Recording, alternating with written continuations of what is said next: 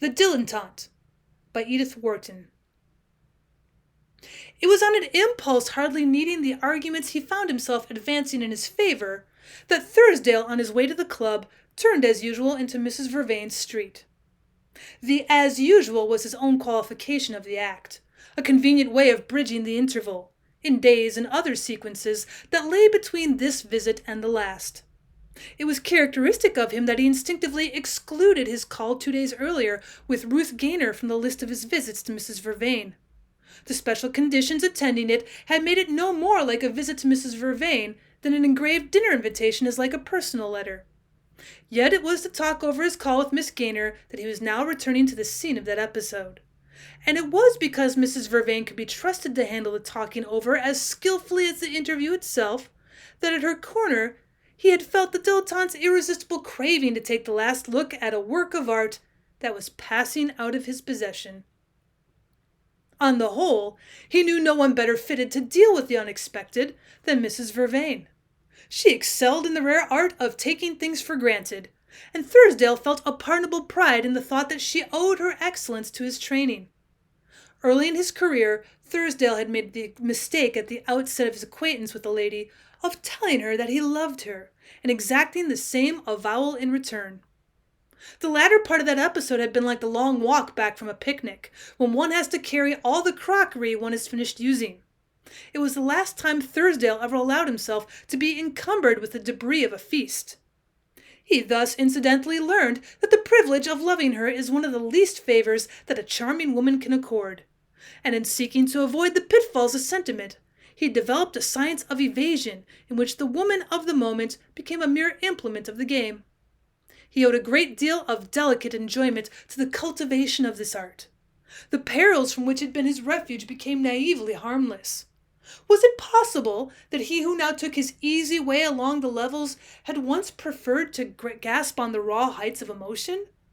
Well, youth is a high-colored season, but he had the satisfaction of feeling that he had entered earlier than most into that chiaroscuro of sensation where every half-tone has its value. As a promoter of this pleasure, no one he had known was comparable to Mrs. Vervain. He'd taught a good many women not to betray their feelings, but he'd never before had such fine material to work in. She had been surprisingly crude when he first knew her, capable of making the most awkward inferences, of plunging through thin ice, of recklessly undressing her emotions. But she had acquired, under the discipline of his reticences and evasions, a skill almost equal to his own, and perhaps more remarkable in that it involved keeping time with any tune he played and reading at sight some uncommonly difficult passages. It had taken Thursdale 7 years to form this fine talent, but the result justified the effort. At the crucial moment she had been perfect. Her way of greeting Mrs. Gaynor had made him regret that he had announced his engagement by letter. It was an invasion that confessed a difficulty, a deviation implying an obstacle, where by common consent it was agreed to see none. It betrayed, in short, a lack of confidence in the completeness of his method. It had been his pride never to put himself in a position which had to be quitted, as it were, by the back door. But here, as he perceived, the main portals would have opened for him of their own accord. All this and much more he read in the finished naturalness with which Mrs. Vervain had met Miss Gaynor. He had never seen a better piece of work. There was no over-eagerness, no suspicious warmth.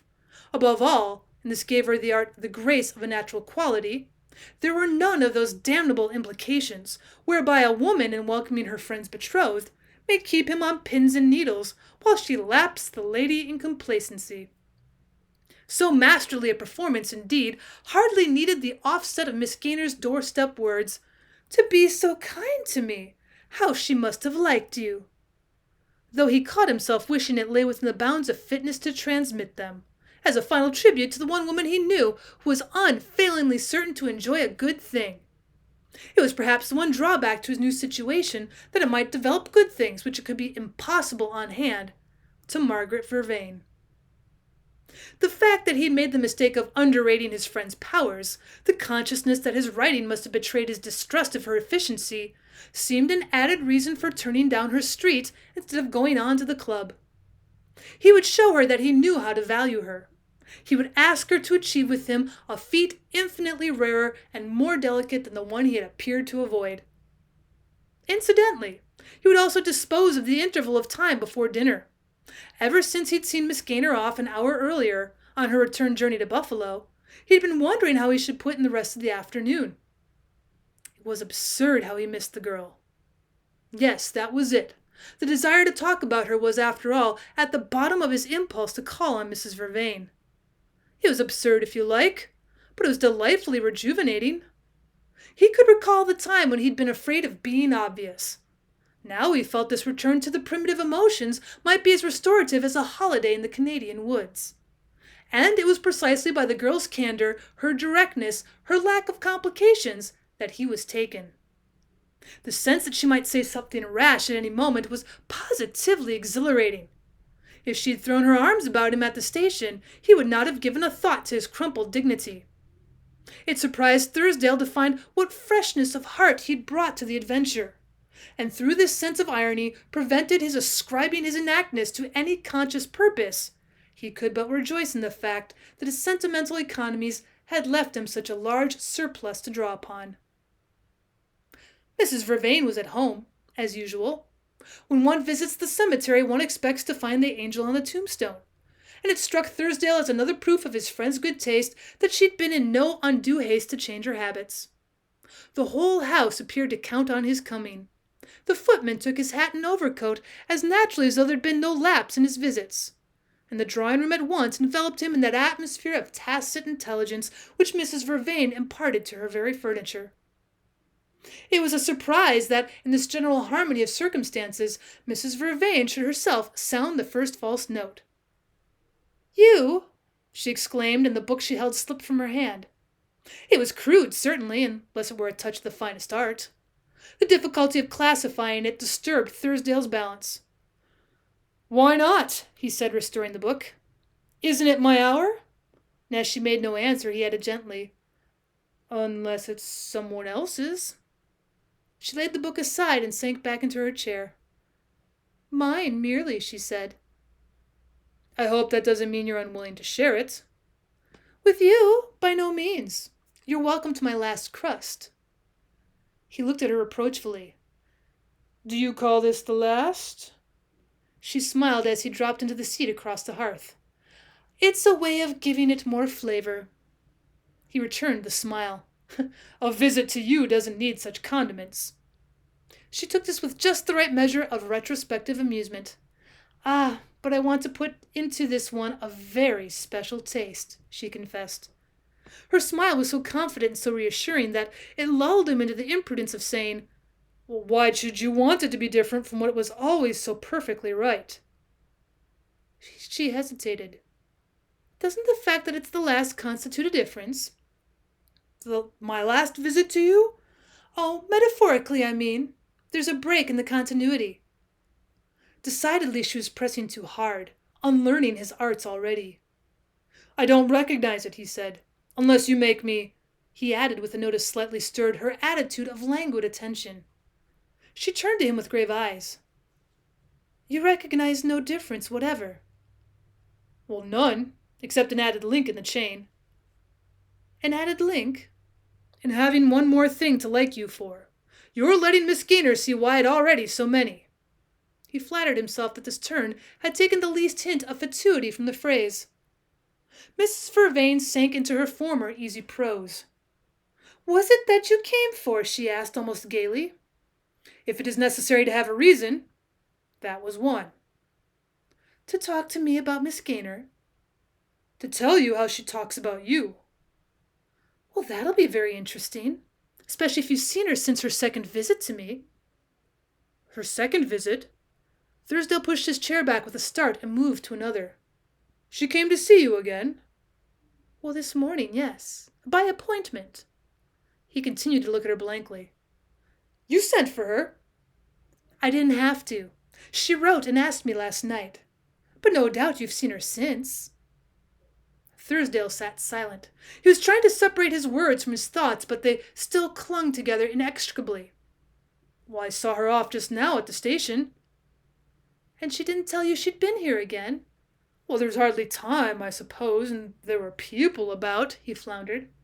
Ah, she'll write then. He regained his composure. Well, of course she'll write. Very often, I hope. You know I'm absurdly in love, he cried audaciously. She tilted her head back, looking up at him as he leaned against the chimney-piece. He had leaned there so often that the attitude touched a pulse which set a throbbing in her throat. Oh, my poor Thursdale, she murmured. Well, I suppose it's rather ridiculous, he owned, and as she remained silent, he added with a sudden break, Or have you another reason for pitying me? Her answer was another question. Have you been back to your rooms since you left her? Well, since I left her at the station? No, I came straight here. Ah, yes, you could. There was no reason. Her words passed into a silent musing. Thursdale moved nervously nearer. You said you had something to tell me.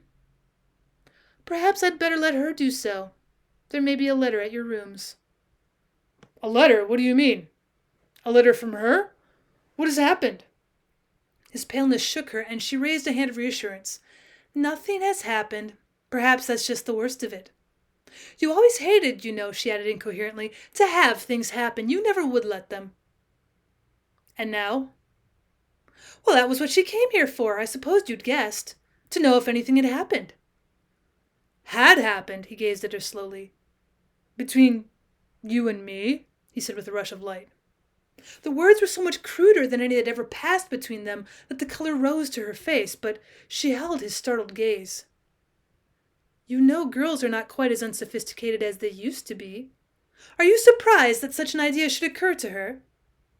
His own color answered hers. It was the only reply that came to him. Mrs. Vervain went on smoothly. I suppose it might have struck you that there were times when we presented that appearance. He made an impatient gesture. A man's past is his own. Perhaps. It certainly never belongs to the woman who shared it. But one learns such truths only by experience. And Miss Gaynor is naturally inexperienced. Well, of course, but supposing her act a natural one. He floundered lamentably among his innuendos. I still don't see how there was anything. Anything to take hold of? There wasn't. Well, then, escaped him in a crude satisfaction, but as she did not complete the sentence, he went on with a faltering laugh. She can hardly object to the existence of a mere friendship between us. But she does, said Mrs. Vervain. Thursdale stood perplexed. He had seen on the previous day no trace of jealousy or resentment in his betrothed. He could still hear the candid ring of the girl's praise of Mrs. Vervain. If she were such an abyss of insincerity as to dissemble distrust under much frankness, she must at least be more subtle than to bring her doubts to her rival for solution. The situation seemed one through which she could no longer move in a penumbra, and he let in a burst of light with the direct query. Won't you explain what you mean? Mrs. Vervain sat silent and not provokingly, as though to prolong his distress, but as if in attenuated phraseology he'd taught her. It was difficult to find words robust enough to meet his challenge. It was the first time he'd ever asked her to explain anything, and she'd lived so long in dread of offering elucidations which were not wanted, that she seemed unable to produce one on the spot. At last, she said slowly, she came to find out if you were really free. Thursdale colored again. Free? He stammered with a sense of physical disgust at the contact with such crassness. Yes, if I'd quite done with you. She smiled in recovered security. It seems she likes clear outlines. She has a passion for definitions. Yes, well, he said, wincing at the echo of his own subtlety. Well, and when I told her that you'd never belonged to me, she wanted me to define my status, to know exactly where I'd stood all along. Thursdale sat gazing at her intently. His hand was not yet on the clue. And even when you told her that, even when I told her that I'd had no status, that I'd never stood anywhere in any sense, she meant, Mrs. Vrain so slowly, even then she wasn't satisfied, it seems. He uttered an uneasy exclamation. She didn't believe you, you mean? I mean that she did believe me. Too thoroughly. Well, then, in God's name, what did she want? Something more. Those were the words she used. Something more between you and me? Is it a conundrum? He laughed awkwardly. Oh, girls are not what they were in my day. They're no longer forbidden to contemplate the relation of the sexes. So it seems, he commented. But since in this case there wasn't any, he broke off, catching the dawn of revelation in her gaze. That's just it. The unpardonable offense has been, and are not offending. He flung himself down despairingly. Oh, I give up. What did you tell her? He burst out with sudden crudeness. Well, the exact truth. If I'd only known, she broke off with beseeching tenderness, won't you believe that I still would have lied for you? Lied for me? Why on earth should you have lied for either of us? Well, to save you. To hide you from her to the last. As I've hidden you from myself all these years. She stood up with a sudden tragic import in her movement. You believe me capable of that, don't you? If I'd only guessed, but I'd never have known a girl like her. She had the truth out of me with a spring. The truth that you and I had never in all these years. Oh, she knew why. She measured us both in a flash. She didn't suspect me of having haggled with you. Her words pelted me like hail. He just took what he wanted, sifted and sorted you to suit his taste. Burnt out the gold and left a heap of cinders, and you let him. You let yourself be cut in bits. She mixed her metaphors a little. Be cut in bits and used or discarded while every drop of blood in you belonged to him. But he's Shylock, and you've bled to death with a pound of flesh he's cut out of you. But she despises me the most, you know. Far the most, Mrs. Vervain ended. The words fell strangely on the scented stillness of the room. They seemed out of harmony with its setting of afternoon intimacy, the kind of intimacy on which at any moment a visitor might intrude without perceptibly lowering the atmosphere. It was as though a grand opera singer had strained the acoustics of a private music room. Thursdale stood up, facing his hostess. Half the room was between them, but they seemed to stare close at each other now that the veils of reticence and ambiguity had fallen. His first words were characteristic. She does despise me, then, he exclaimed. She thinks the pound of flesh you took was a little too near the heart. He was excessively pale. Please tell me exactly what she said of me. Well, she did not speak much of you. She's proud. But I gather that while she understands love or indifference, her eyes have never been opened to the many intermediate shades of feeling. At any rate, she expressed an unwillingness to be taken with reservations. She thinks you would have loved her better if you'd loved someone else first. The point of view is original. She insists on a man with a past. Oh, a past. If she's serious, I could rake up a past, he said with a laugh. So I suggested. But she has her eyes on this particular portion of it. She insists on making it a test case. She wanted to know what you had done to me, and before I could guess her drift, I blundered into telling her. Thursdale drew a difficult breath. I never supposed. Your revenge is complete, he said slowly. He heard a little gasp in her throat. My revenge? When I sent for you to warn you, to save you from being surprised as I was surprised? You're very good, but it's rather late to talk of saving me. He held out his hand in the mechanical gesture of leave-taking. How you must care! For I never saw you so dull, was her answer. Don't you see it's not too late for me to help you? And as he continued to stare, she brought out sublimely, Take the rest, in imagination. Let it at least be of that much use to you. Tell her I lied to her. She's too ready to believe it. And so after all, in a sense, I shan't have been wasted. His stare hung on her, widening to a kind of wonder. She gave the look back brightly and unblushingly, as though the expedient were too simple to need oblique approaches. It was extraordinary how a few words had swept them from an atmosphere of the most complex dissimulations to this contact of naked souls. It was not in Thursdale to expand with the pressure of fate, but something in him cracked with it, and the rift let in a new light. He went up to his friend and took her hand. You would do it. You would do it. She looked at him, smiling, but her hand shook. Goodbye, he said, kissing it. Goodbye. You're going? To get my letter. Your letter. Oh, the letter won't matter, if you will only do what I ask. He returned her gaze. I might, I suppose, without being out of character. Only don't see that if your plan helped me, it can only harm her. Harm her? To sacrifice you wouldn't make it different. I shall go on being what I've always been. Sifting and sorting, as she calls it. Do you want my punishment to fall on her?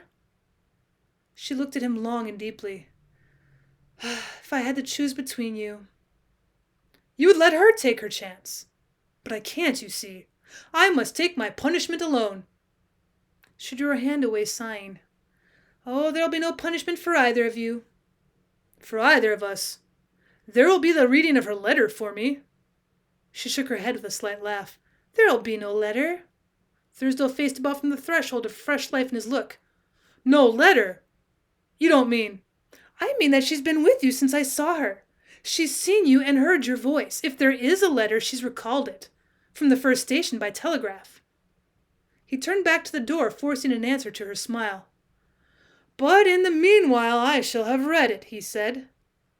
The door closed on him, and she hid her eyes from the dreadful emptiness of the room.